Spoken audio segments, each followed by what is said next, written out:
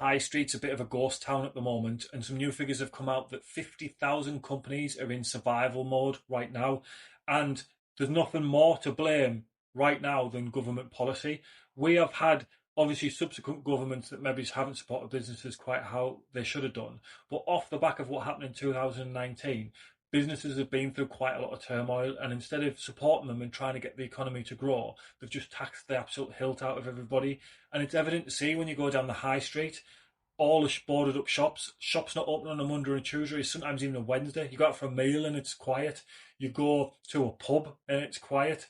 And it's just a sad state of affairs. Increases in national insurance and minimum wages meant growth is basically reduced, if not stagnating massively. There's supposed to be an autumn budget that's going to hit it to businesses even more. And then we've obviously got an April spring budget coming, which is set to, apparently, rumours are that national minimum wage is going up again. So it's interesting to see what the government are going to do, because everything that they've done up to now hasn't got the yields that they thought it was. I think capital gains tax, there's something like 20 or 30 billion short. People are just sitting on their assets, they're holding on to them since the increases in capital gains tax. Same with pensions, they're going to go after pensions and basically make people work for longer.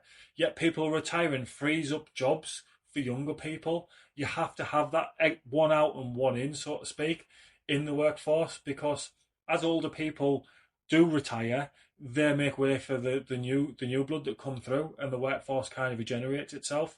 But the government have just basically taxed businesses and just expected them to get on with it, and everything's going to be hunky dory. Unfortunately, the country's suffering, the working people are suffering, and do you know what? The big businesses, the multinational conglomerates, are going to survive because they've got the mechanisms, the know-how, the financial advice, and the infrastructure to survive. It's going to be the small people with the family-run businesses and the little UK chains that are barely struggling as it is with the invention of the internet and everything moving online and what have you. We're going to see a whole different landscape financially, and hospitality scene as well is going to be changing massively. It's a sad state of affairs, really, and it's obviously off the back of bad government planning.